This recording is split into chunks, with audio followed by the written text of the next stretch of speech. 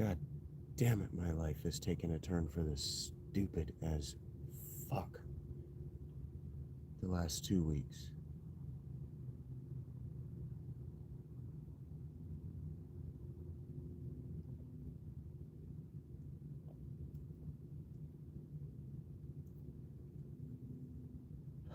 So I am pretty sure that someone I love is leveraging their suicide to get me to do something that I'm not going to do, and to get me to stop doing something that I'm not doing.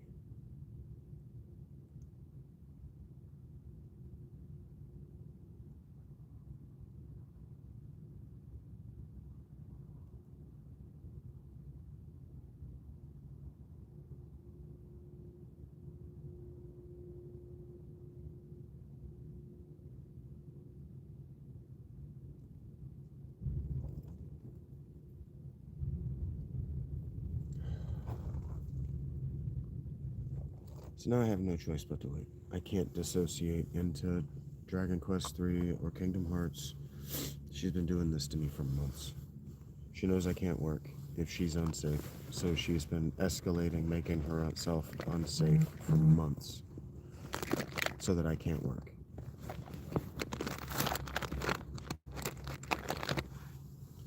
I'm not allowed to be pissed off about it because she's unsafe. So if I'm pissed off that she's making herself unsafe to get my attention, I'm the bad guy. So I just have to sit here and be not pissed off about it. Just wait for it to end. No matter how many times she yells at me for waiting on her to stop this.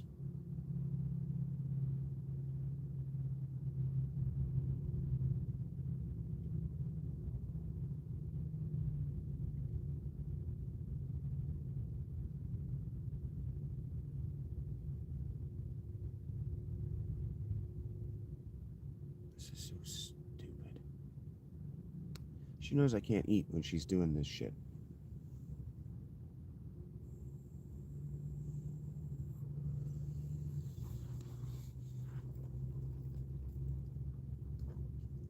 So instead of just saying that she's sorry,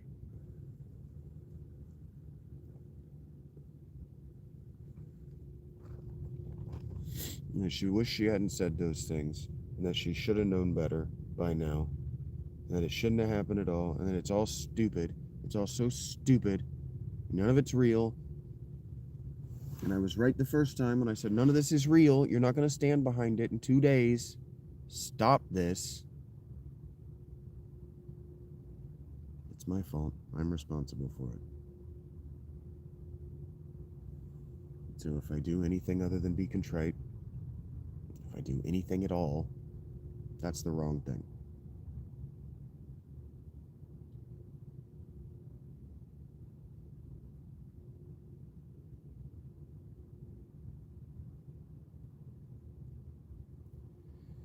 And now her sister wants to talk to me in private to tell me that she's tried to hurt herself, and that that's my fault, and that I owe recompense.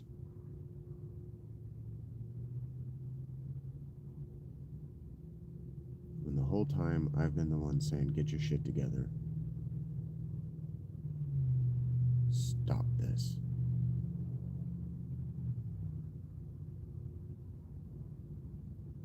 Idiot regressive cycle.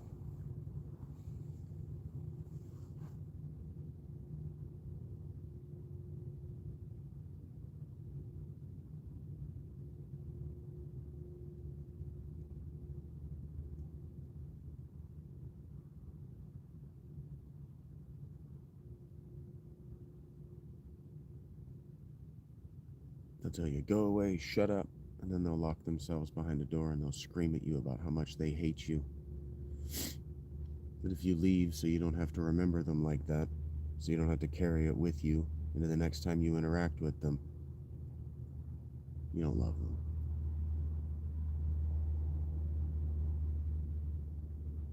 So stupid. It's all of them. Good morning, Analog. How you doing, buddy?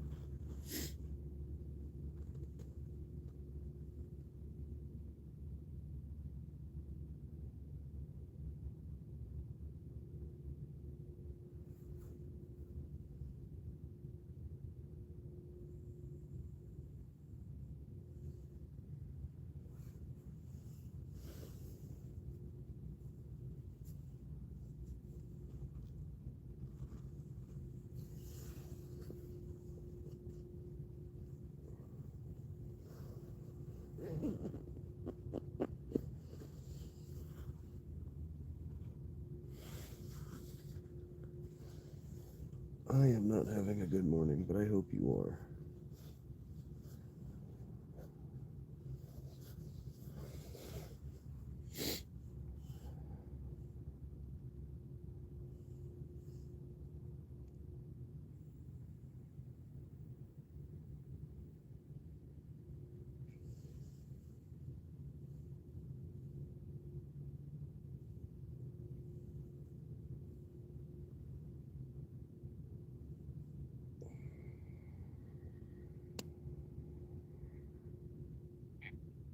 And as you can see, my sinuses are no longer swollen. It's just in my upper chest.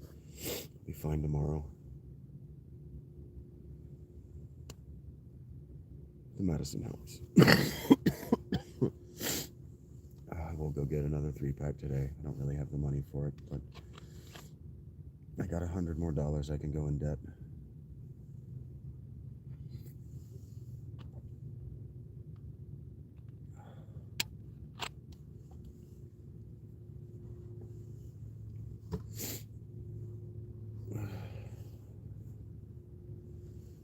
Indeed, Ethan. I assume you think that I am having a down.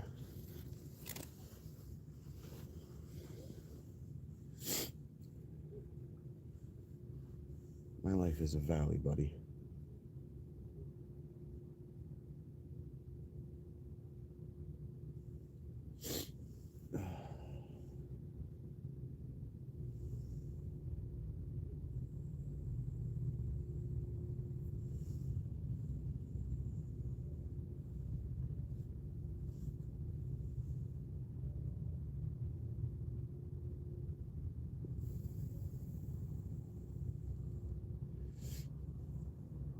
The ups in my life have been negatives.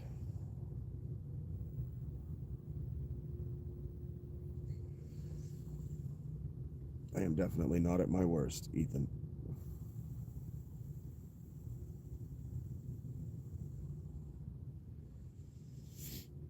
You have read the situation all wrong.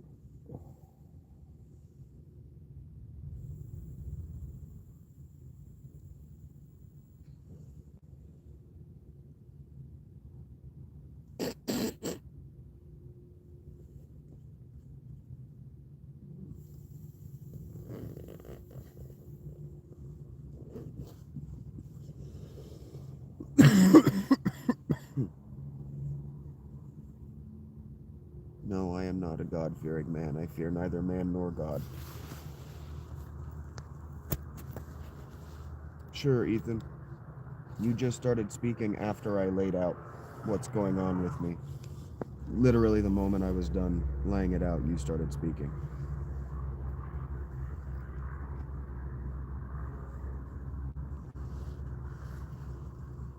I do not fear God. If he wants me back, he can have me. If he wants me here, he can find a use for me. I do not fear him. I don't fear you either, Sheldon.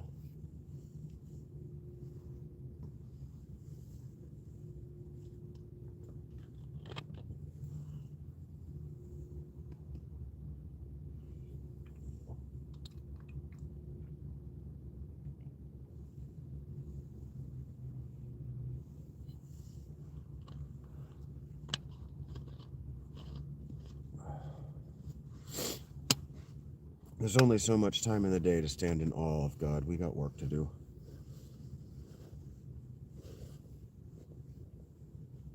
I am grateful to God for the opportunity, for the struggle, for this idiot woman.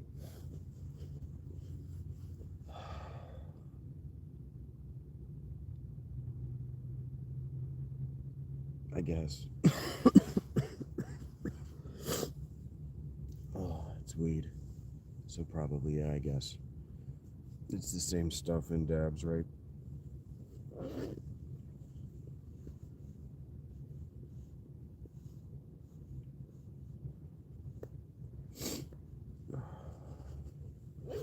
Stuck in a permanent holding position.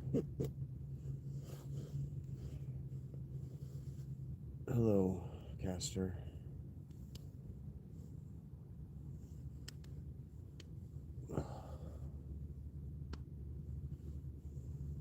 It's actually not real weed, it's Delta 8, but it gets the job done. It helps with the pain relief. And the nausea. It helps with my appetite.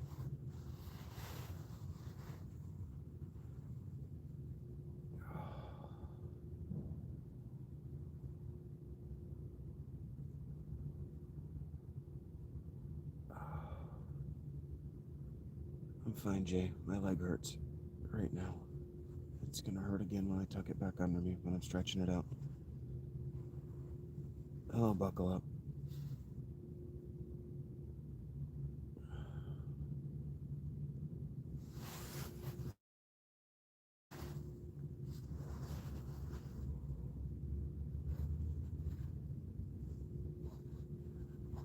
Okay. Heard that.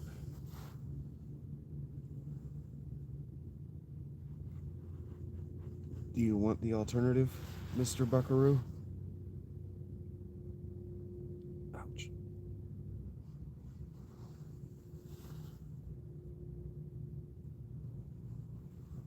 Rage bait.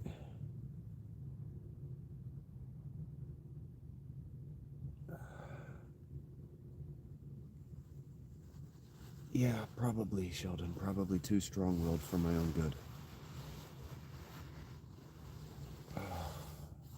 I've fucked up my knee and my hip and my pelvis a long time ago, Jay.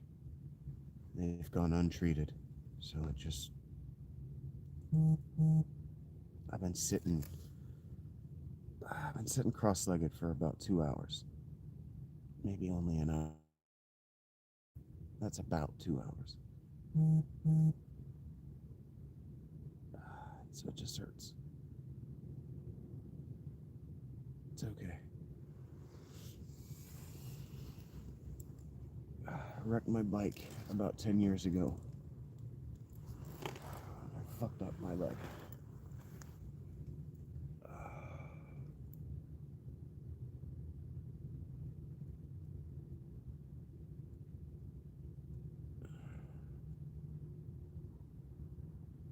Well, I don't know about fuck the government, but our healthcare needs some serious work.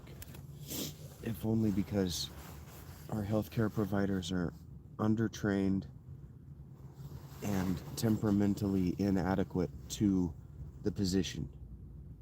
And so because we self-select for people who have the ability to make it through medical school, we don't narrow the field by temperament. Oh, I'm not going to get better, Jay, but thank you, pal. It's only going to get worse. But thank you for the goodwill. Maybe if enough people really believe that, I'll wake up and it'll be like I'm 25 again. And then I will have a choice. Do I tear through the world like I did in my late 20s? Or do I sequester myself appropriately? Thank you, Jay. I don't know that I will always talk about subjects that you want to hear, but if you like somebody who's antagonistic of Russia, I'm there. There it is. Oh, that one's nice. That's nice. Yeah, I shattered my patella. And so my knee is kind of attached to my leg. De facto.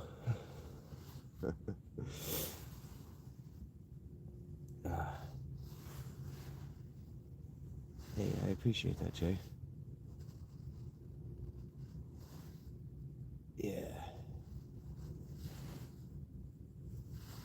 Yeah, gotta be honest. That's Philalitheia means lover of truth. The Shaggy is in reference to Shaggy Dog storytelling. Oh, it's just about speaking the truth. When I was trying to engage as a philosopher, I had to lie more than I was comfortable with. Oh, there we go. Okay. Yeah, that's better. I don't know how it's like Amber Heard's trial up in here. I don't think I'm being histrionic. Describing a leg that I fucked up, and then that the doctors that I went to seek treatment from wouldn't. So what happened is, because they were temperamentally unsuited to the work, but they had gone through the education, is they wouldn't listen to me when I was telling them where and what my injury was.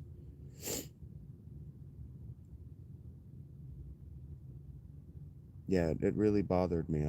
I would fly into rages and dissociative episodes when I had to lie, Sheldon. My therapist said that I'm the only person she's ever met who reacts to lies as poorly as I do. And so forcing myself into a position where I had to lie in order to engage, it kept collapsing my mental network. I kept waking up after 36-hour periods of sleep as a different person, and I didn't like it. I didn't like it at all. Um, It's a difficult way to maintain a self identity. If from day to day you aren't sure how you're going to react to the environment around you.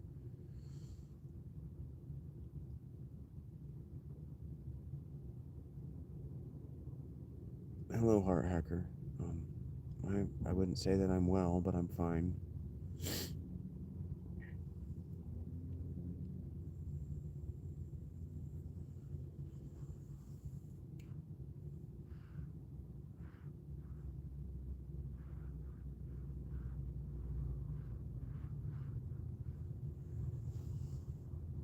Try to be my best. Yeah, I say that more frequently now because I wrote it in a blog post that I read before my life fell back to stage one under me. Um, that the art, the medium that I had to work in, the artistic medium that I had to work in was myself. So that's what I chose to work on, to be my best, to do my best in every situation.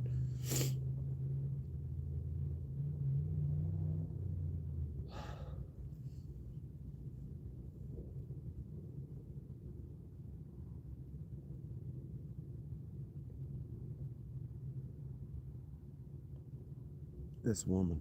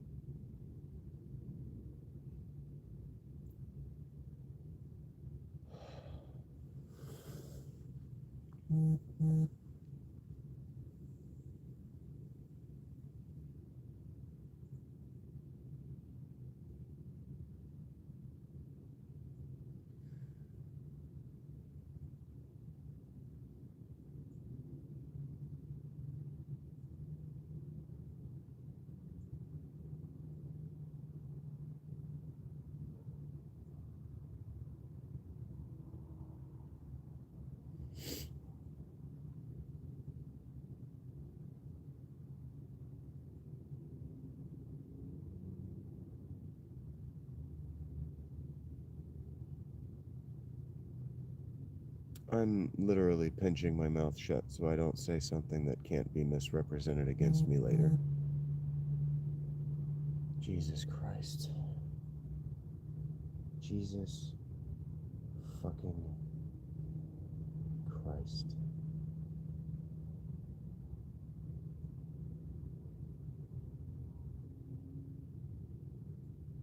Okay, give me a second. Just give me a second.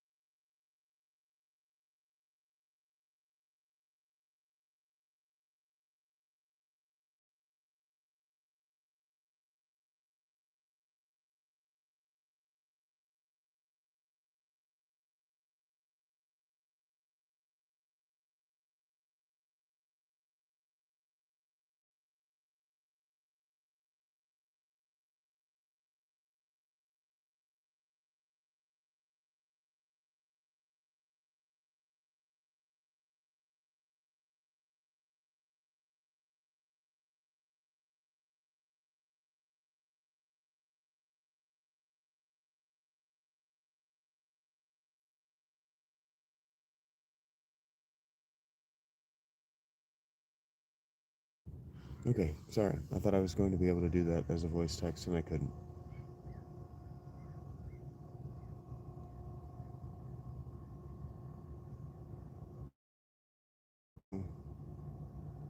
It's a long story, Maggie, and it's not at all like that. It is cold. It was 15 degrees last night. You don't know. You didn't see me do it. I have a rechargeable hand warmer snugged up against my balls right now. My balls are a comfortable 100 degrees. 105, I think, is actually what that gets up to at the low. Yeah, sure. I don't even know what fentanyl looks like, Maggie. I certainly couldn't spell it properly.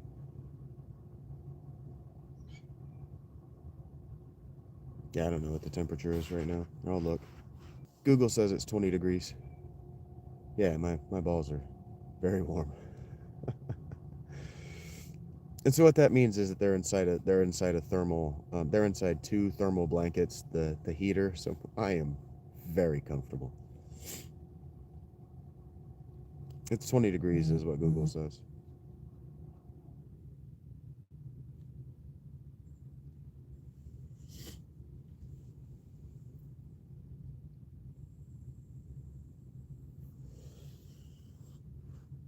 I was kind of hoping it would spit or pour snow to give me a good reason not to leave the tent today, since I've got the battery and stuff.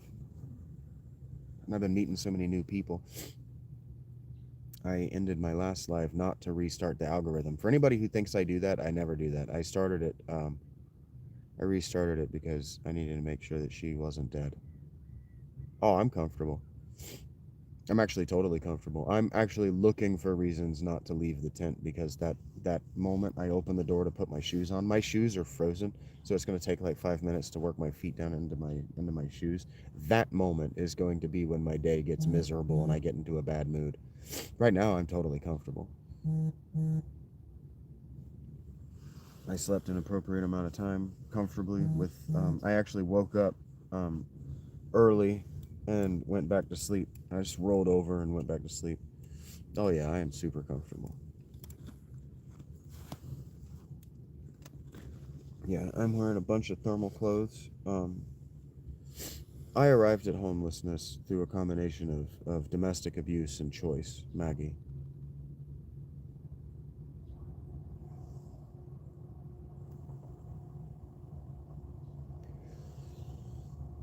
I learned over the course of 15 years of trying that I can't do the kind of researches that I want to do. I can't talk about the kinds of things that I want to talk about, and I can't spend my time in the way that I want to spend my time if I have a job.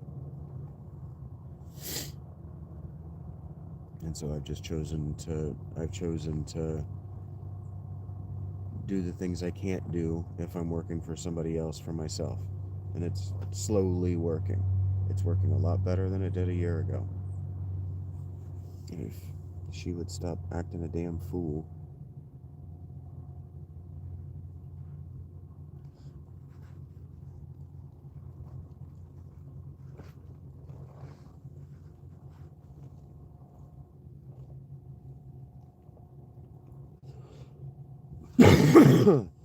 I don't think it was a private message, pal. Maybe it was.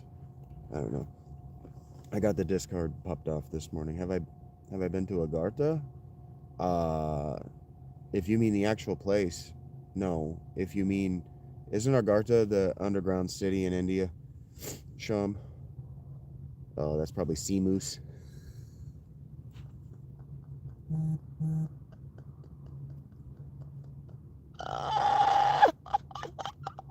Has everybody ever called you Shamoose before? I bet nobody's ever called you Shamoose before. I think, wait a minute, that that's not what you're reading. Yeah, I've been on the edge of homelessness. My mother kicked me out at 18. So and I was mistreated all the way through grade school. Well, until about 4th grade.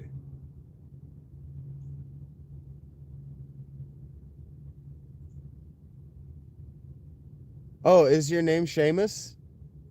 That's so funny. I hope it is. I hope that I didn't just completely embarrass myself because you gave me the long bro. Last night, my buddy Mr. S sent me this sketch. He sent me this sketch about the Black Irish in New York, where this guy has this guy. So if you don't know American history, during segregation, like before Jim Crow, in the North, black people weren't a problem, Irish were the problem. And so they had signs that would be like, now, like, hiring, job openings, no Irish. And so this Irish guy is pretending to be French to get a job, and then he gets the job, right?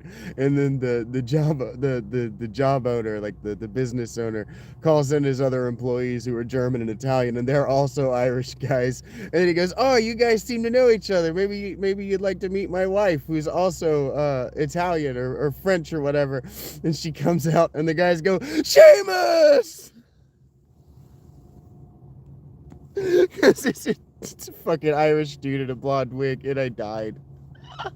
I'm still laughing at that. Foil arms and hog. Heard that. I don't know what that means, but heard that. For sure, Sheldon. It's hard to talk about. Because condoning, no, you got to stop it. But also from the perspective of certain bullies, they think that they're helping the person they're bullying. Right, Spider. Exactly. They think on some level that they're challenging you, that they're helping you, but they've also been conditioned by the world around them to know that they're doing it wrong. And so if you don't give them the emotional response they're looking for, they're just going to go look for it in somebody else because you've already outgrown what they have to give you. That's how I processed it as a young person. And so I could be wrong. Certainly the schools don't want us to think the way I do. But I think that in terms of if you're trying to rehabilitate a bully from a position of power, treating them like a criminal isn't treating them like a criminal isn't going to help. That's here. I need just a second. Give me just a second. Some bullies. Yeah, some bullies it works on. And then some people are just malignant cancers on society. They're not really bullies. They're just horrible, mean people that we call bullies because we don't have a word for them. Like, really, we should just call them barbarians. I just, call them an asshole. Call them a dickhead. They're just, what? What's the word I want? They're not rehabilitatable, right? They're not trainable. They're not teachable because they've chosen to be this way for this long.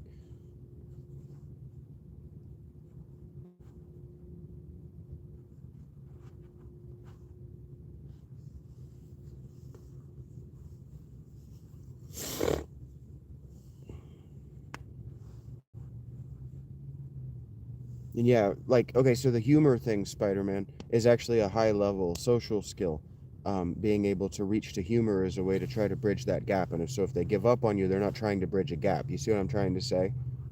I think you're. I'm not trying to tell you to modify your method at all. I'm actually encouraging other people to consider that your method can work.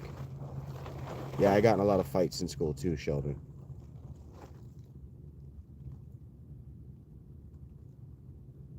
Yeah, protecting. Yeah. I got into a lot of near fights protecting people who couldn't defend themselves. Yeah. And then when people wanted to try to shove me thinking nothing was going to happen, I would just punch them right in the face. So I didn't get in a lot of fights, but I won a lot of fights. My dad was an army vet. And so very early, like the first thing he taught me in school, the first thing he taught me before he sent me to school is that you hit somebody's center mass in the nose and that's the end of the fight. And so I didn't want to hurt anybody's face. I didn't want to change the structure of anybody's face because in kindergarten I broke my nose. You might actually be able to see how badly crooked my nose is. I broke my nose throwing a boomerang between me and another kid. There, you can see it real bad. You can see how like just shattered, caved in this whole side of my face is. We were throwing a boomerang because we thought it was a frisbee, and it caught me right in the eye socket.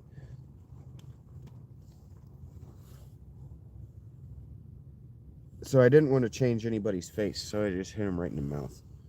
Because usually the sight of blood is just enough to get people to be done. Because they don't want the conflict. They wanted to feel big. And now they're the one who's bleeding. I watched a lot of boxing as a kid too. And so I got into a lot more fights than normal.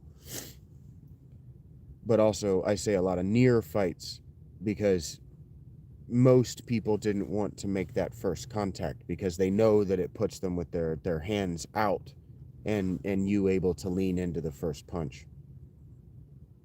You broke your finger? That sucks. Yeah. I was young enough.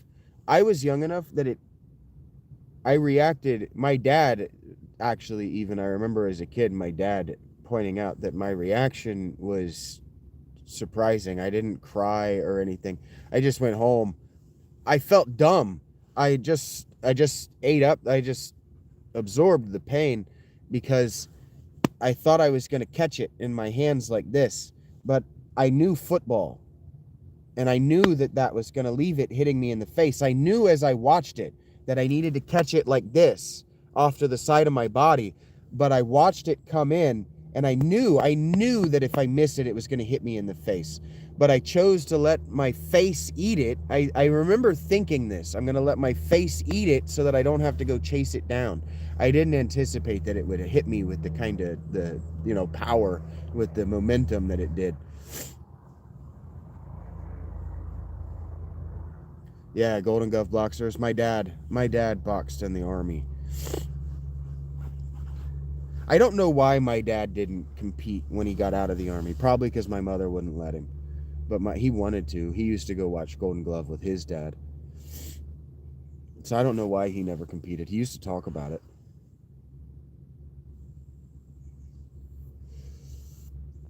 But temperamentally, my dad was also the kind of person to give up on something before he had started just because.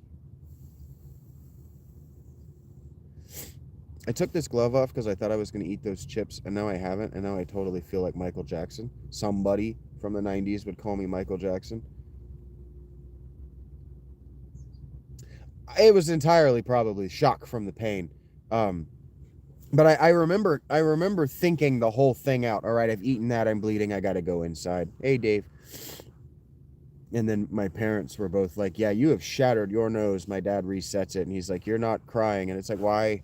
To me, it was I'm probably autistic now that you see it, but to me, it was an intellectual thing. Like, I knew football. Like, I knew football. I hadn't played yet, but we watched football. My dad used to talk to me about Larry Zonka's toughness. I knew what toughness is, and I knew that I had done it to myself.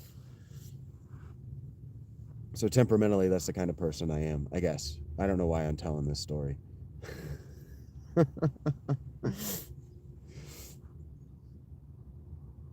Yeah. Yeah, I remember numbness. I don't remember any pain whatsoever. And so, yeah, the shock probably just turned the pain all the way off. Yeah.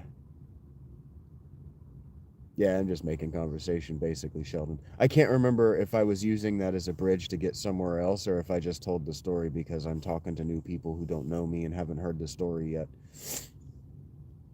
I see the crookedness of my nose and it becomes distracting. So sometimes, yeah, my pinkies are both crooked, like really crooked. But that's a genetic thing. From when you broke it, it's crooked. Heard that, Sheldon. I'm glad to meet you guys today. You've brought my energy floor up, which is nice. Because when my energy floor reaches a certain level, my stomach starts to growl and then I get ravenous. So it's all working. Thank you guys for participating in the magic.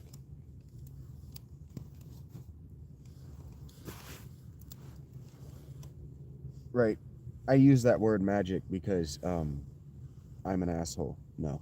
I'm referencing Arthur C. Clarke. You know, a sufficiently advanced technology, which is really just a technique, is it's indistinguishable from magic. Yeah, it's been a blessing meeting you as well, Sheldon. I'm glad that I didn't. I'm glad that I didn't insult you just to do it because I could. It's 11:18. Yeah, is it? Has it got approached noon? Good.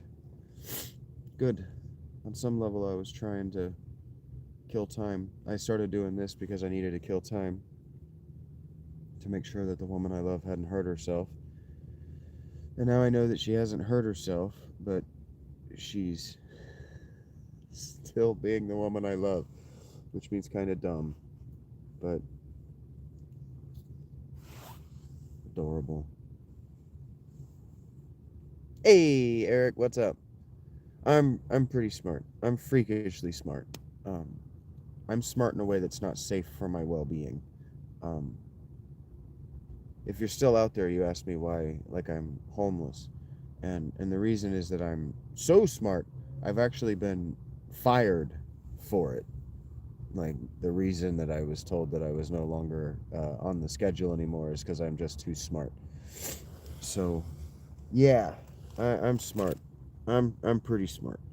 Um, One of the things that I sell on my Patreon, and you can see it right in the description, is that I consider myself a dogged pursuer of the truth, and if you have a question that I don't already have the answer to, I will. Young Sheldon is what Rach was calling me before she decided that she wanted to break up with me. So I don't know if I should take that as a compliment or not, Sheldon, but I will in this context. Thank you. How are you, Eric?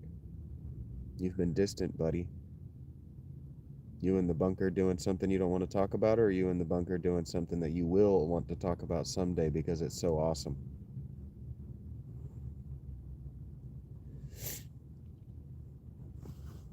I'm always in the bunker. I think you guys know that.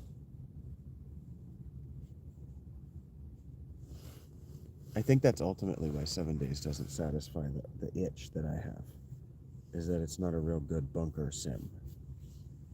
Don't start on me with 7 Day or with Fallout. Just don't start on me with Fallout. The gameplay loop isn't for me. There's got to be something.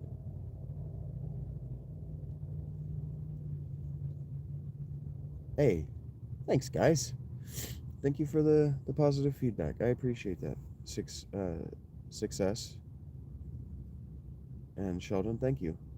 You guys both, you said it at the same time. So whatever I said must have been pretty prescient. You guys are 5 to 7 seconds behind me, so I can never quite remember exactly what I've said, and it's not your responsibility to put it in quotes or whatever. Somebody will do that for me someday. But thank you guys for letting me know that I said something that landed, that stuck, or well, landed for you, that landed. Greetings, Shuriken. In the best tradition of Conan, like the barbarian, like are we talking Robert E. Howard right now? What is best in life? Pussy, man, pussy. Thank you, Spider-Man.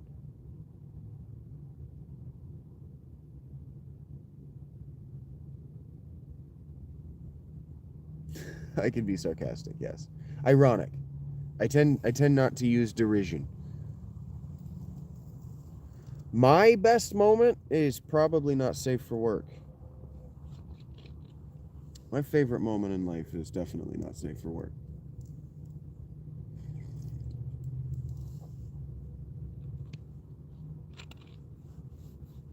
Hey, Dark, what's up?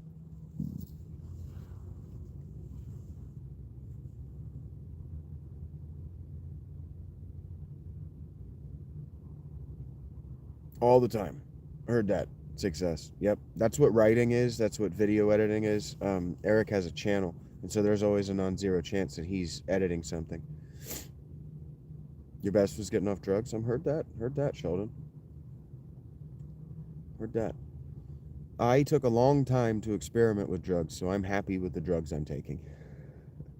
That is an encouragement for anybody else to experiment. I just waited a really long time.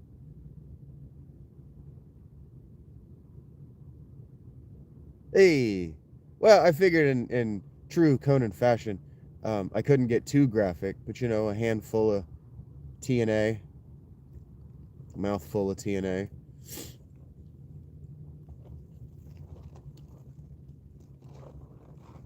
I guess I could have just said a naked and willing woman.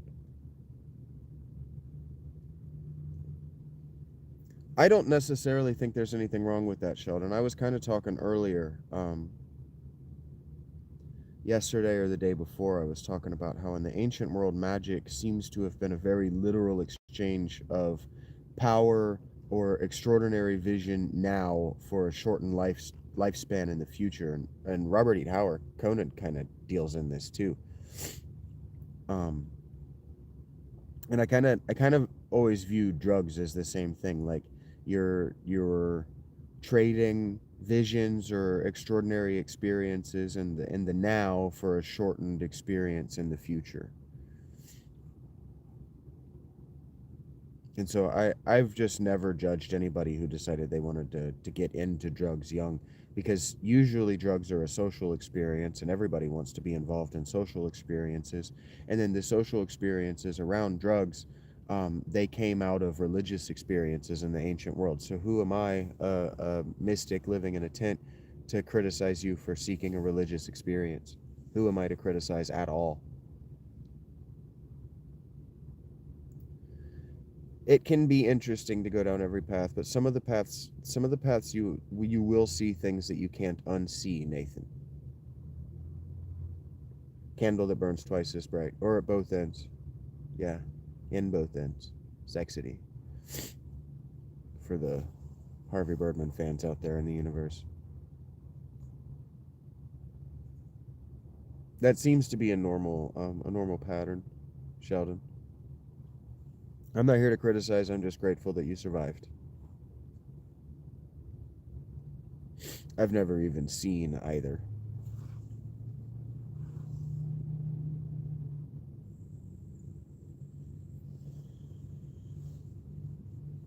I like weed. I can't do LSA or LSD anymore because of my pelvis injury, but I really liked LSD a lot. The sex is incredible. And I liked when she took ecstasy. She just let me eat it all day long. It was great.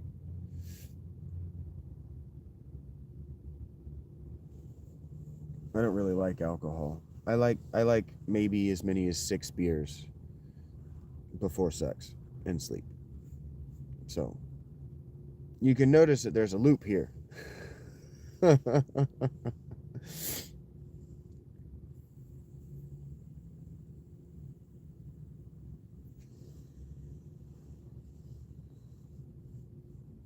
Yeah, Conan, have you played what's your name from Atlanta? the what's your name was real. Shuriken, have you played the Conan Exiles franchise? Have you played that game? Wrongfully right. You love weed? I like weed too. Unabashedly. I used to have a real problem. Smoke until I'd pass out, wake up, smoke until I pass out, wake up, smoke until I pass out, go to work, come home, smoke until I pass out. It was a problem. It was a real problem. I was smoking like $100 a weed a week. It was bad. I smoke 24/7 too, but I don't smoke anywhere near as much or until I pass out as I used to. I used to literally just hit a whole bowl, and then wake up, and then pack a whole bowl and hit the whole bowl and wake up like that all day long, every day for years. It was bad. I knew it was bad. Would not recommend. Don't get into that cycle either. But for me, one of the ways, again, I don't answer the question in long form for free. Sorry. If you ask how did you become homeless, the answer, you don't get that. You don't get the long answer for free. I gotta live, okay? I gotta figure out a way to find some money through direct donations, or I gotta stack up about $100 before the 21st, all right? If I'm gonna eat. And that's not it doesn't have to be your problem. I'm just saying. I'll answer the question over the course of an hour or multiple videos, multiple hours.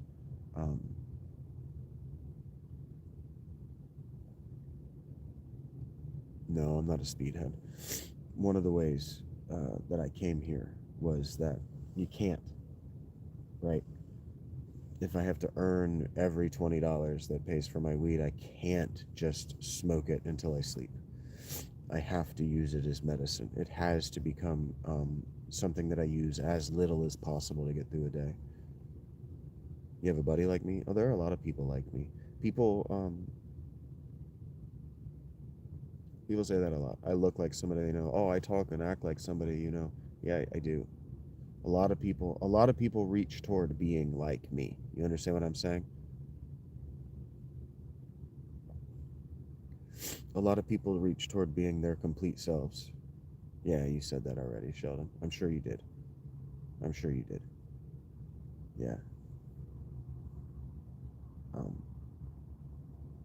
I'm not trying to. I think a lot of people think I'm rejecting them when I say, "Yeah, I know."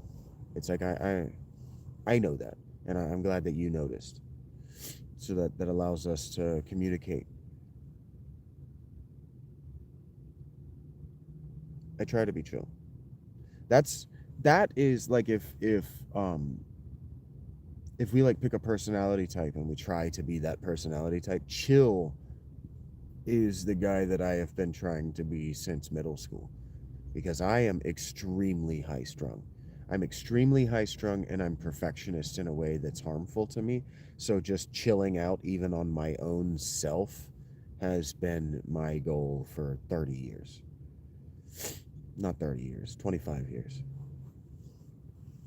What year is it? 26? Yeah, since 2001, to just chill out a little bit, to ease off. Ease way back. And it's taken that long to ease back, ease off.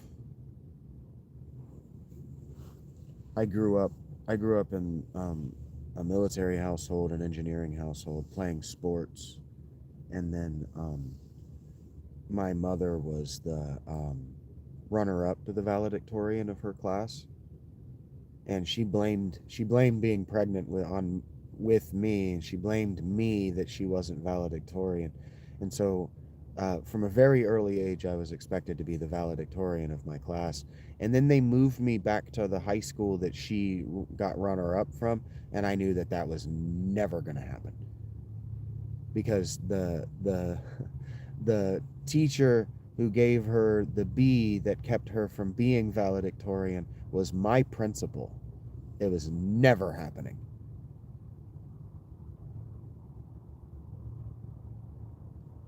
Yeah, for sure, wrong. The difference, I don't have anxiety.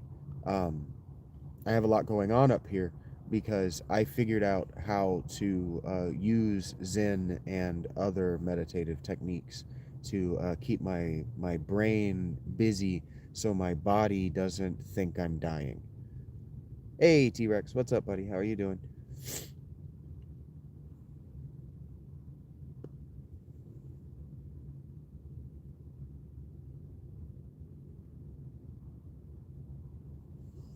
Yeah, I actually don't have anxiety.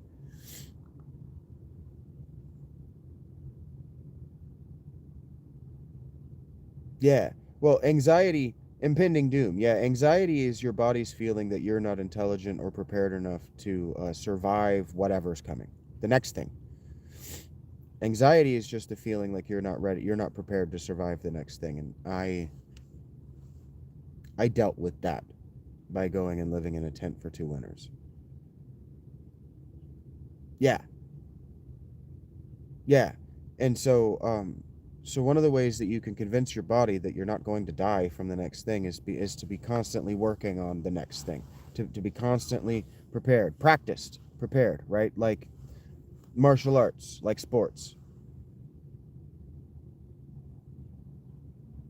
Yeah, chill the brain so your body doesn't overload and feel like you're dying, because there are problems that you will never be able to solve. There are people in your environment that you will never be able to fix and that you will never be able to account for. So for me, it's like Tai Chi, right? It's like just knowing the motions that I have to go through in my day in order to remain in control of myself. And a lot of that is just knowing who to keep immediately at arm's reach. All right, you are going to disturb my peace. And then how do I move my body to keep you here until your motion has moved you past me? So it becomes like an intellectual form of judo.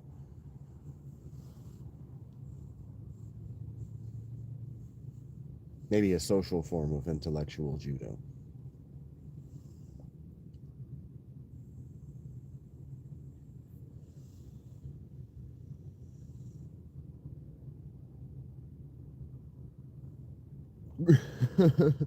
I didn't mean to blow your mind, but I do appreciate the enthusiasm. Yeah, for me it's like dance. So I did musicals in high school, and I am a terrible dancer. Terrible dancer. So when you're on the stage, maneuvering about the stage as a terrible dancer with very good dancers, it becomes, how do I not get in the way? And how do I draw attention to them? And then I just watched a lot of martial arts, but at the educational and introductory level, not at the performative level, because the performative level is happening like the NFL. It's happening so fast. It takes too many hours of consumption to begin to feel competent in what you're seeing.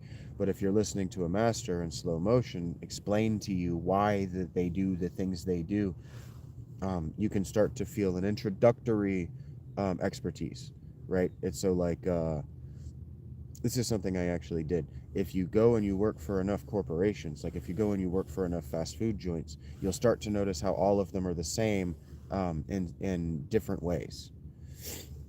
I never do this, but let's see.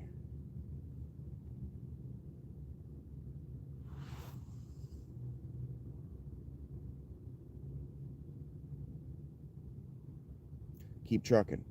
Yeah. I think in terms of truckers or in terms of soldiers, because I do a lot of hiking. So like, you're on a hike and I have high arches and weak ankles, and so I sprain my ankle a lot. I twist my ankles a lot. And so when you twist your ankle on a long walk, like you're getting to work, you don't just stop. You can't just stop and wait for it to heal. That's going to take 3 or 4 or 5 days. You just keep going and you do your best not to make it worse.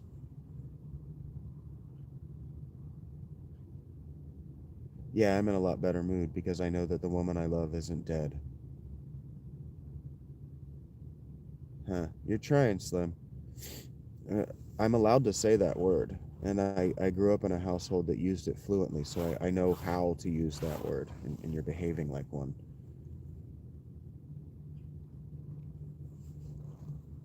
Provocateurs, social provocateurs used to be called by the N word.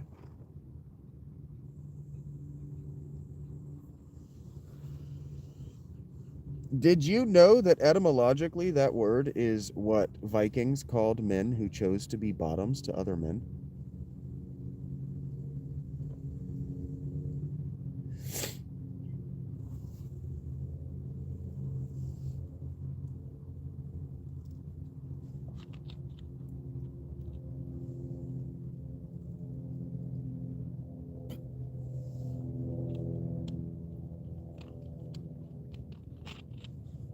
Or it's going to have two meanings. It was just convenient.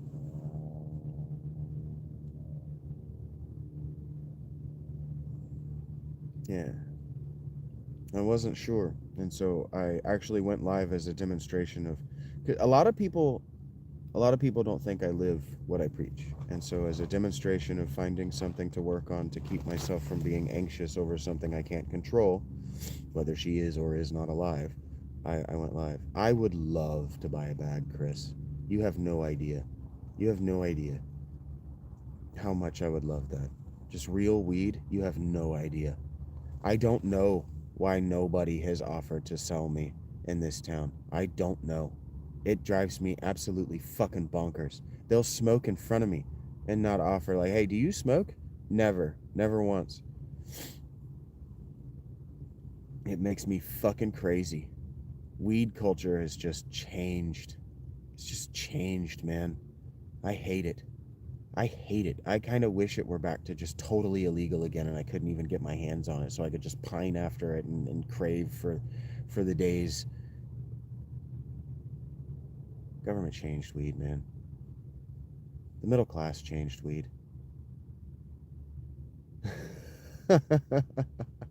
For sure, Sheldon. You're probably much more fun when stoned than I am.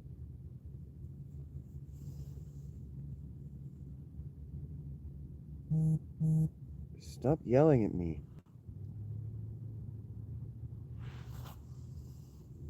Hey, Deborah, welcome back.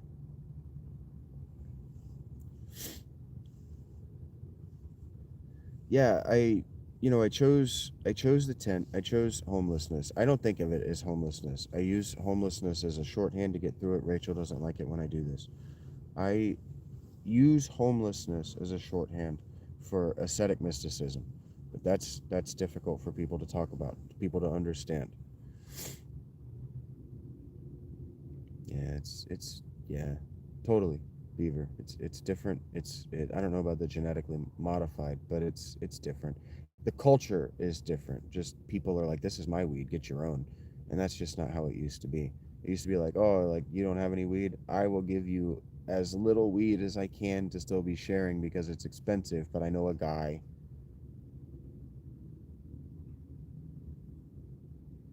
Thank you, Beaver. And I came here to do this because I had a way of life that was working for me, but the more I tried to integrate into society, the more society was asking me to stop doing things that worked for me, and it was chipping away at my mental health until the point that I could no longer care for myself. And so I put myself in the care of a woman who abused me psychically for years. And then I chose this because I know that my method works. And I knew that if I was allowed to turn my camera on myself live using my method, that I could build an audience and that I could help people, even if that never meant independent wealth. I could still help people.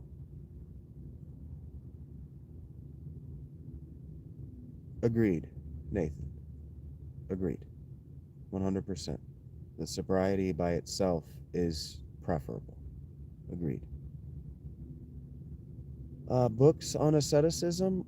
I've read um I read the Consolation of Philosophy for the channel. But I don't know about books on asceticism. I tend to read books by ascetics. So like Plotinus is where I would start in English. But Plotinus will take you a year to read the Enneads. I hope so, Beaver.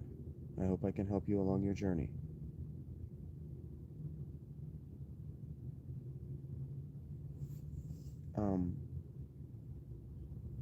I don't know about books, but I know that like the Great Lectures courses has courses on religion, and so they get into asceticism. But yeah, I like to read ascetics themselves, and so I can't think of any. Plotinus is the one that jumps to mind, or Saint Gregory the Great. I was reading Saint Gregory the Great for the channel. I'm going to continue reading that book. Um, the desert monastics like the Dead Sea Scrolls or the Nag Hammadi library, um, Sethian, or just broadly. I learned yesterday that the Nag Hammadi library is actually written in Coptic and not Aramaic, and that's a big deal. So the esoteric tradition, one of my very favorite books is The Poimander, Man and Shepherd. I'm not. My favorite football team it's really the Chiefs. But I was a Dolphins fan between 2008 and 2021, and so when I broke up with the Dolphins, I allowed the Chiefs to sneak into my heart as my favorite team. But really, it's Andy Reid and Patrick Mahomes.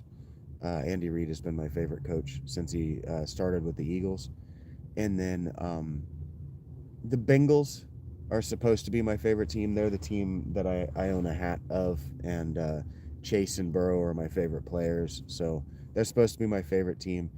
Zach Taylor is my second favorite coach. Um, but right now I'm watching Ben Johnson because he's a former Dolphins. He's a former Dolphins assistant coach who could have turned that team around, just like Dan Campbell was. So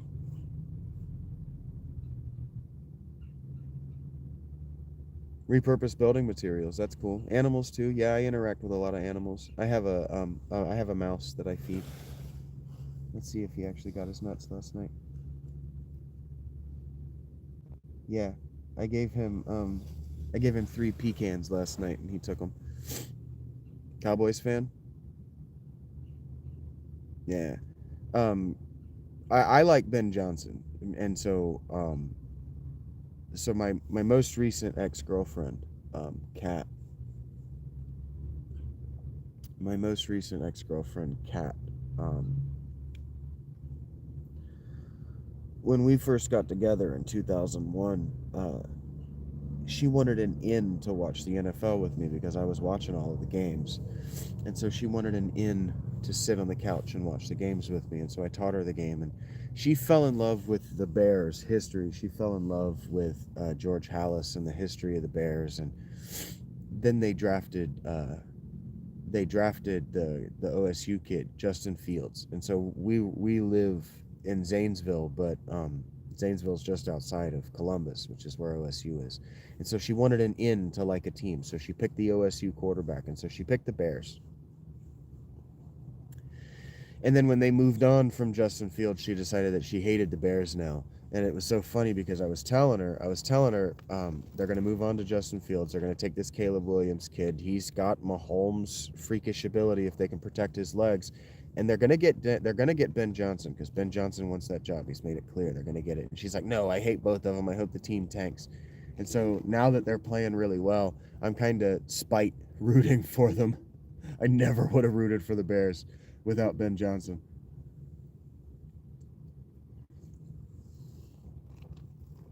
Never ever. And my current girlfriend is a Steelers fan, and so she's going through an existential crisis right now. And I get that.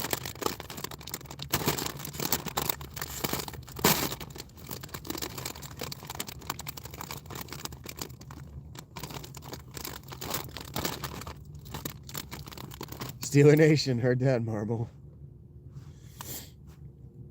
Heard that. You guys got a long 3 seasons ahead of you.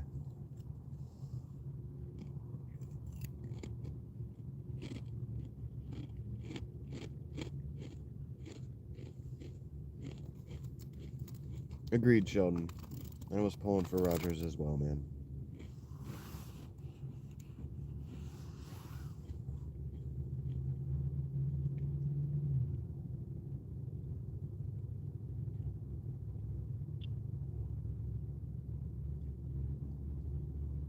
How long until the Cardinals move on from Kyler Murray? Do they wait till the Super Bowl is over? Until the beginning of free agency or whatever?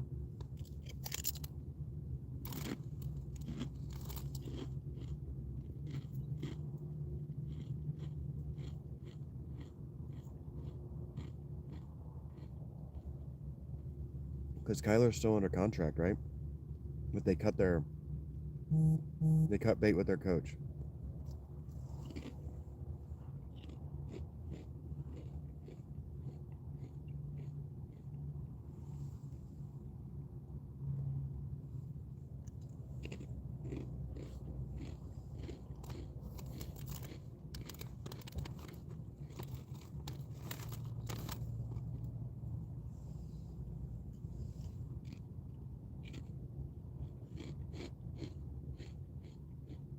You're a Sooners fan? I don't know what that means. That's a sport I don't follow. Is that baseball, basketball?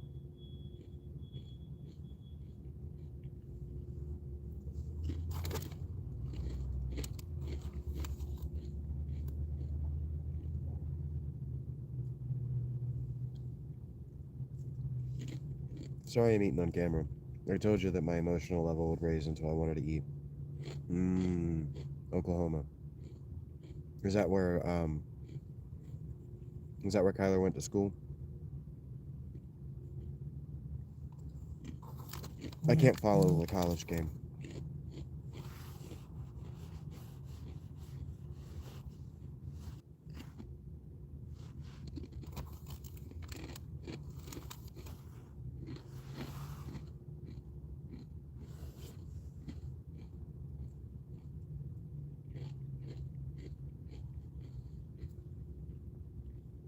Yeah, Baker is doing a lot better than Murray. I really thought the Buccaneers were going to be a lot better this season. It's Todd Bowles. I don't know how he still has that job.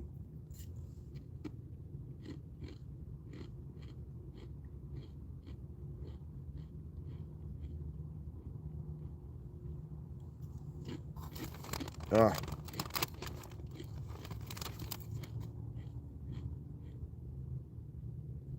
You've only got so much more time with Mike Evans. And they might have broke his fucking consecutive 1,000-yard season streak.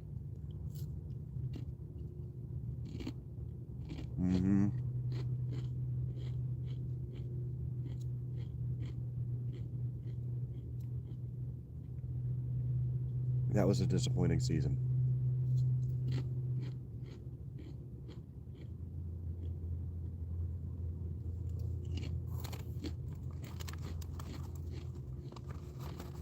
I don't think it's rigged.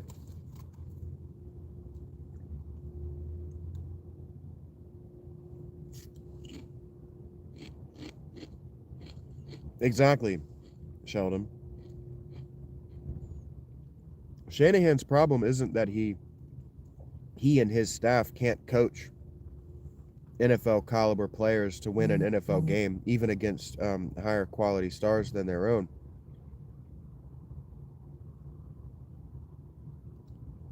The problem with Shanahan and his staff is he'll forget to call a defensive play on the final play from scrimmage on the 1-yard line.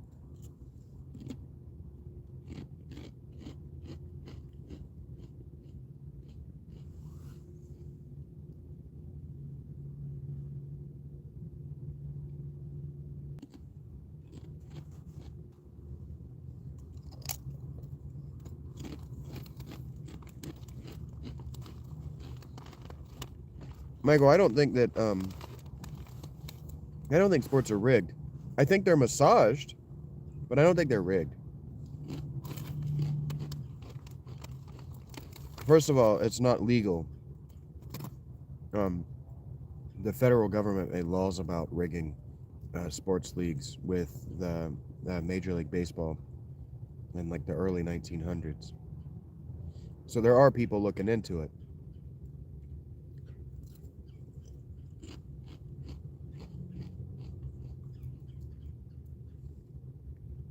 But there is a lot of gambling, so they are massaged.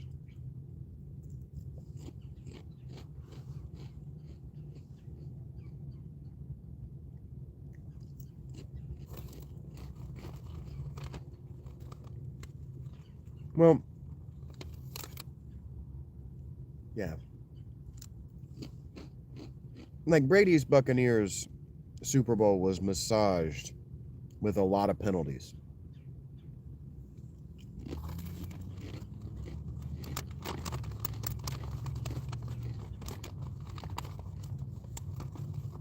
But you still have to convincingly win the game because the opponent doesn't know it's being massaged.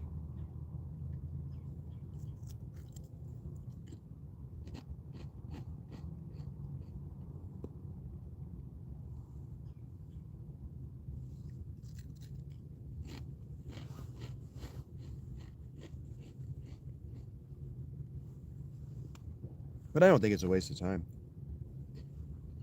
Not any more than any other media.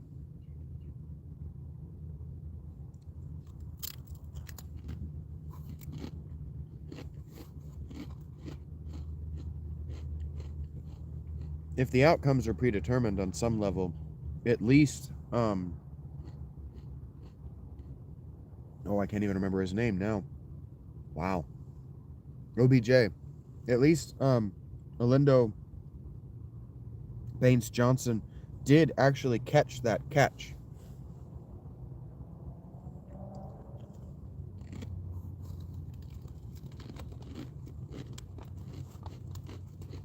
He's the GOAT, but his style of ball isn't amenable. The way Brady played as the game got faster, the refs had to protect him more and more and more to keep him productive.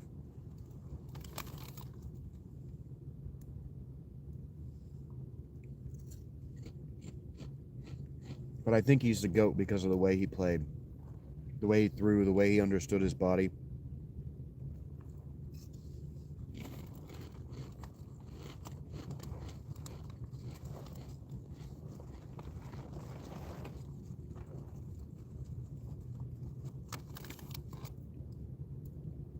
Been all right, Brad? How are you?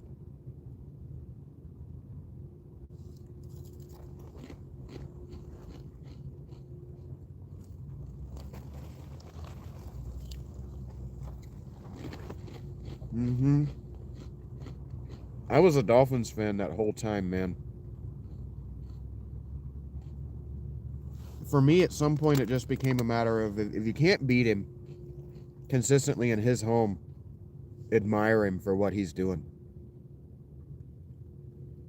Because the Dolphins beat him every year at home. They just couldn't take him out in New England. Couldn't do it. I don't think they ever beat him in New England. I don't remember one.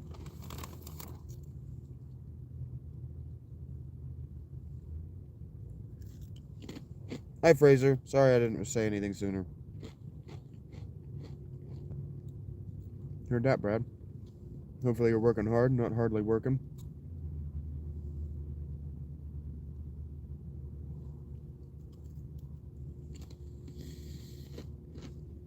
The Miami Miracle is one of my favorite memories. You don't understand. That was such a bum and bullshit season. But Miami winning that game kept the Patriots out of the number 1 seed, and they eventually got bounced from the playoffs.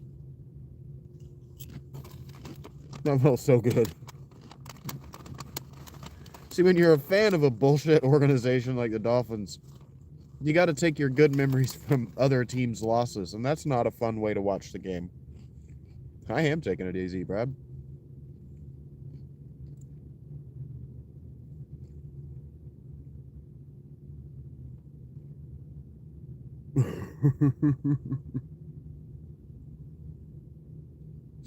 That makes me a little happy, Sheldon.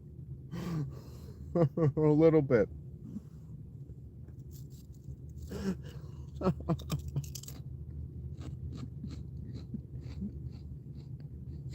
AFC East was so bad for 20 years. The Patriots just stole 13 win seasons for 20 years, man.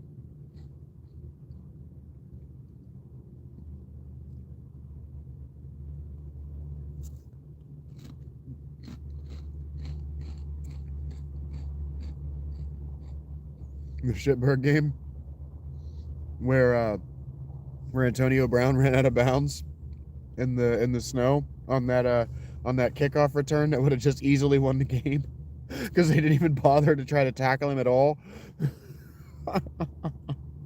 He just runs out of bounds. I think about this shit, man. The Dolphins are such a bad team.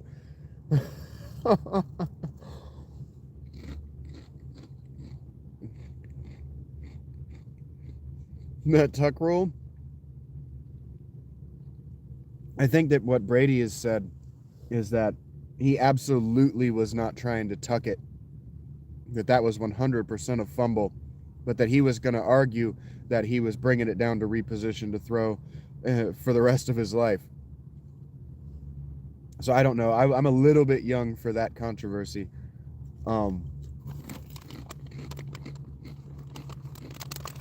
But Brady has said on the record that it should have been a fumble.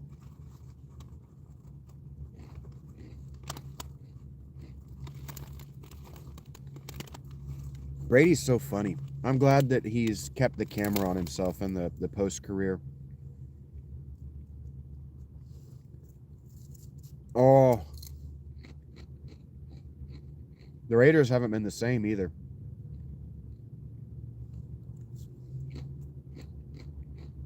They haven't been the same after that.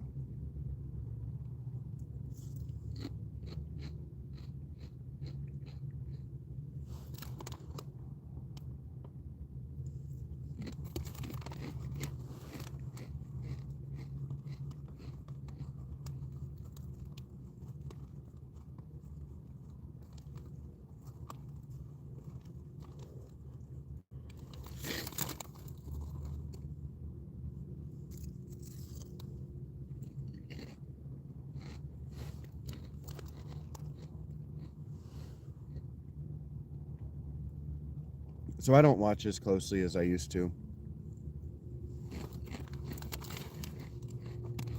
There's no reason the Raiders can't be good. They've been on the cusp and then just collapsed internally for decades. There's no reason that they couldn't be good.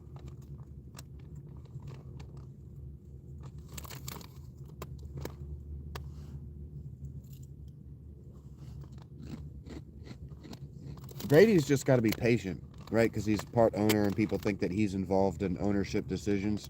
He's just got to be patient.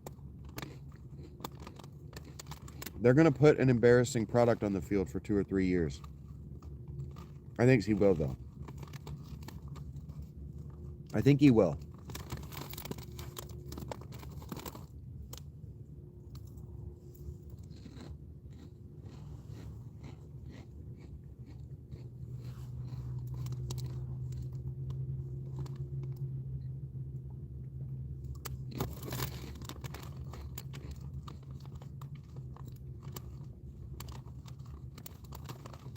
It's like the Dolphins having Marino in the building. Like he works for the team in some capacity. And so he watches all the games. He's in the building. He's around. The quarterback who's not intimidated by his presence is going to be the next franchise quarterback. Okay, brainless.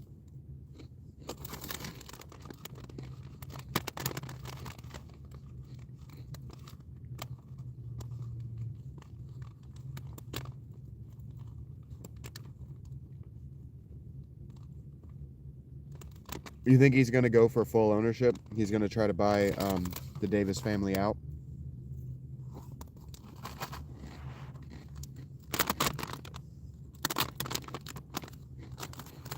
You think he wants to be the next Jerry Jones? Once his kids are grown.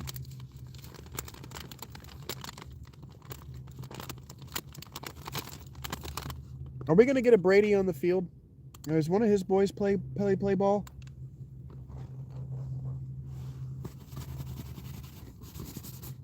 Or were all of his boys raised by his wife? And so none of them have his temperament.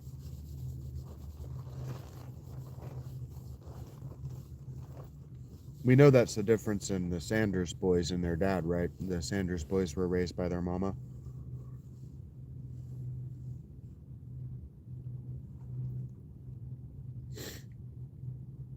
Well, no, I didn't necessarily mean Jerry Jones, like his personality. I meant owner, general manager, like Al Davis used to do. the Raiders fans would be amenable to it.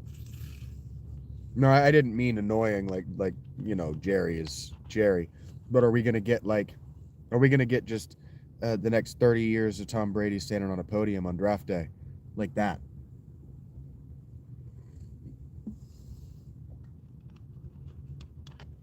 That's a future I could sign up to watch. It'd be fascinating. He's so good. He's gotten so good so quickly on TV. He started pretty mediocre, even by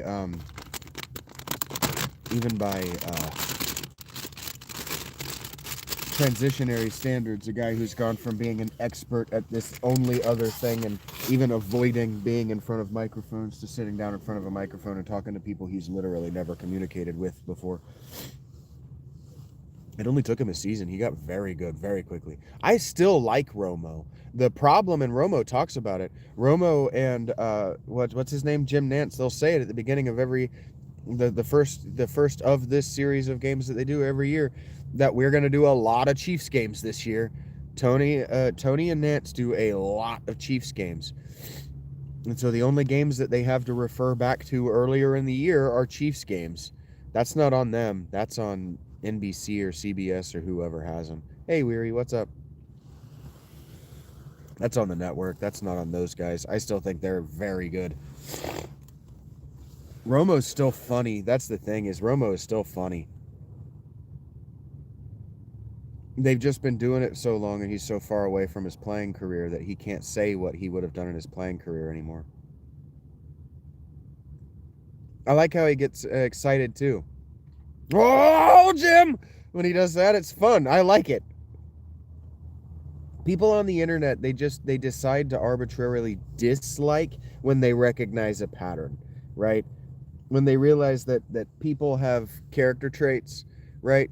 And so, like, people on the internet will also bitch whenever a character in a TV show uses his catchphrase, right? But that used to be a big deal. Like, people had a catchphrase. And we're like, oh, this character is going to do that catchphrase, because real people have not necessarily catchphrases, but things that they fall back on, especially in exciting moments, And the way Tony Romo gets excited in the same way, at the same things every time, is an adorable character trait.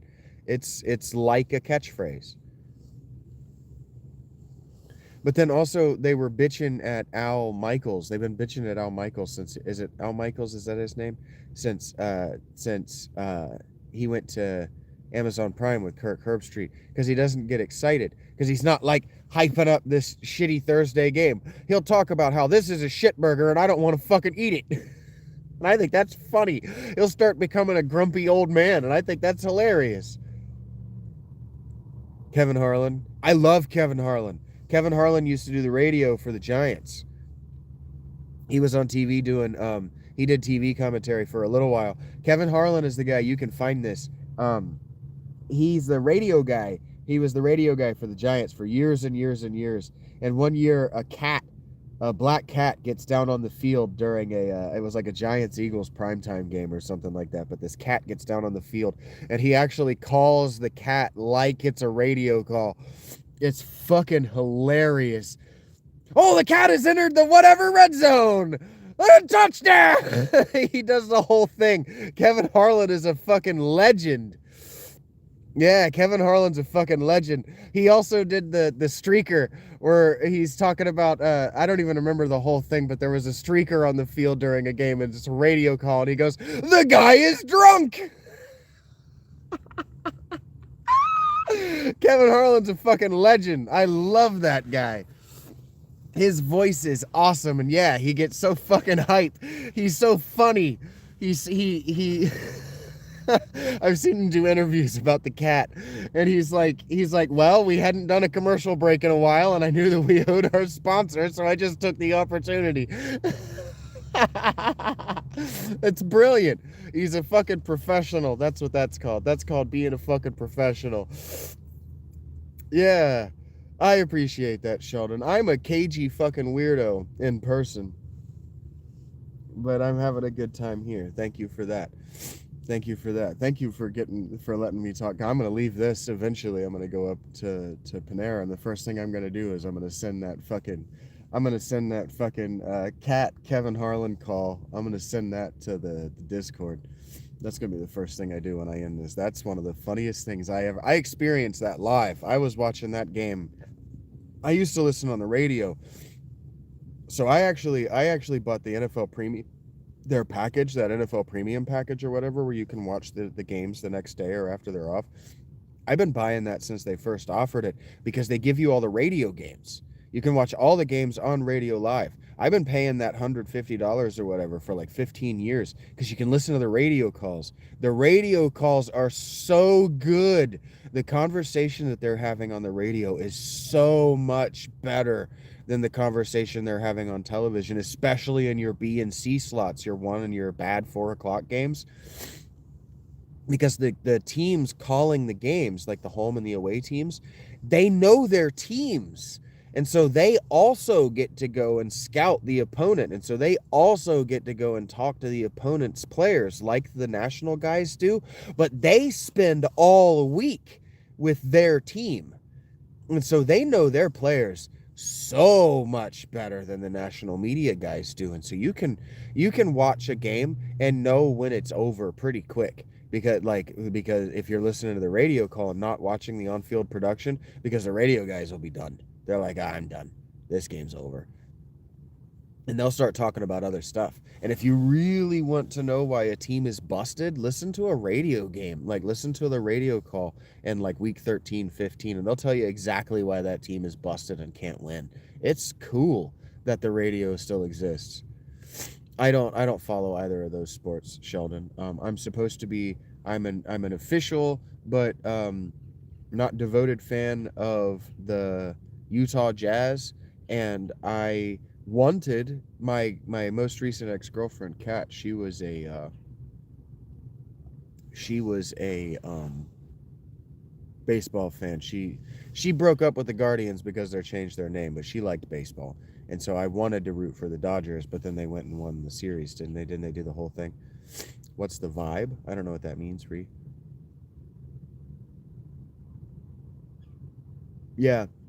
I'm a Jazz fan not because I've ever watched a game of basketball on purpose in my life, but because my guy, Jazz sports fan on here on YouTube, he bought me a sandwich and went halvesies with me on a hat. And this summer I was asking all the basketball fans who came through my channel, like, what teams were good, what I should watch, what's the scuttlebutt, like, and none of them would engage. And he sat and talked with me for like an hour about basketball and the Jazz and about other things. And so I just like, well, if you go halvesies on a hat, I'll wear it on the channel. Like the Thunder and the Cardinals in baseball. I had my 4th grade teacher in grade school was a Cardinals fan back when Mark something or other was breaking all those home run records back in the 90s. I could never dial in on baseball and basketball. I find them just painfully boring to watch.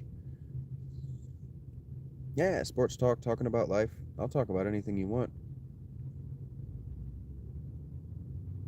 How much wood could I chuck if I were a woodchuck, Chuck?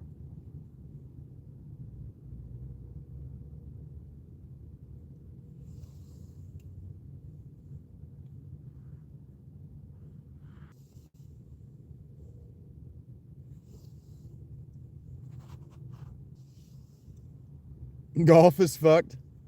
What do you mean by that? What does that sentence mean?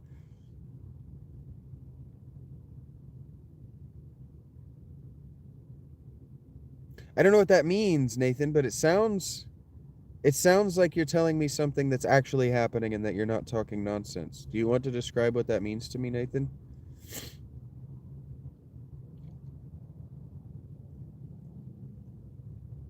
Oh, it's boring and it sucks to play. I'm sure. But I have watched one of the Masters, and the Masters is fascinating human drama. Watching those guys cave, watching those guys utterly cave under the pressure of a boring and tedious game. Totally agree. But watching them just utterly cave as human beings under the pressure. I've never played disc golf, but I had a buddy who did. And so I've watched a bunch of disc golf tournaments too. And those are hilarious too. Watching dudes just utterly cave under the pressure of what does not seem like a high pressure situation compared to like Tom Brady, right? They don't have a 400-pound dude trying to kill them while they're throwing that disc. But golly, do they go from superhero to just utterly caved. And it's awesome to watch. It's awesome as in awe-inspiring. I'm not that good.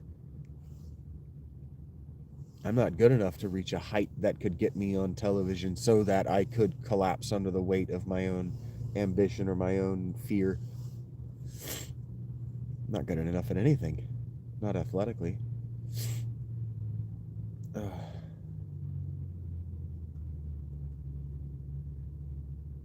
Rory McIlroy. Yeah, Rory McIlroy is fascinating to watch. I think I watched the season where he got his first.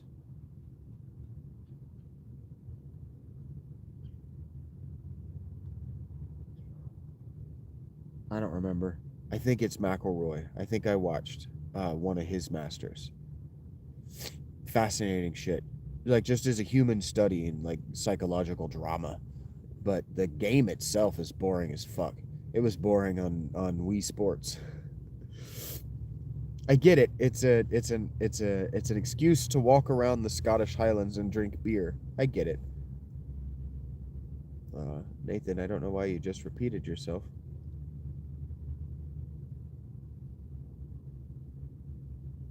Yeah. I watched that Masters because everybody said that it was going to be historic.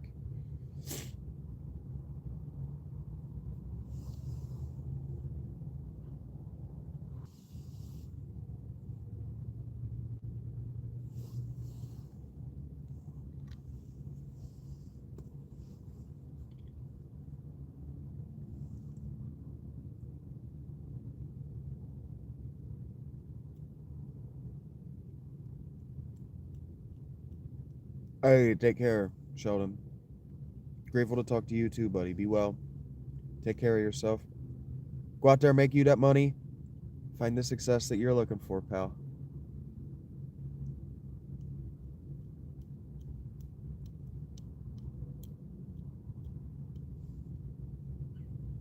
Remember, positive thoughts for positive outcomes.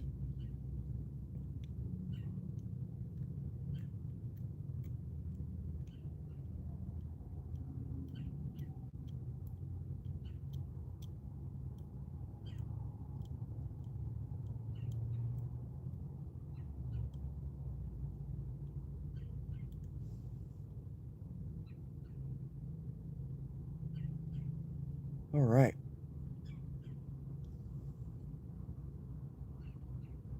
I'm about ready to get the hell out of here. I got some calories in my belly, so my body's like, all right, we can make worms on our own. And it's like noon. It's afternoon. So it's going to start getting warm. You know, as warm as it's going to get on a day that began at 20 degrees. Almost ready to get out of here. Thank you guys for talking to me.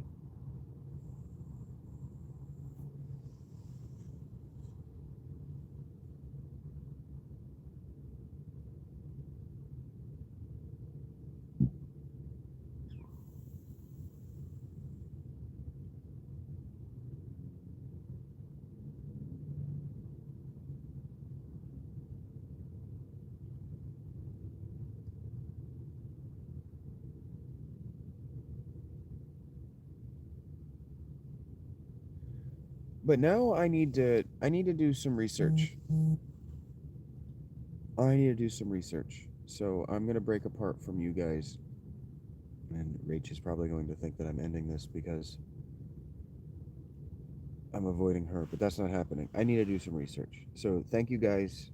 I have a question that I need answered, and I can't answer it by talking to you guys. So you'll find me later. I'll probably be playing Dragon Quest III and Panera. Be well.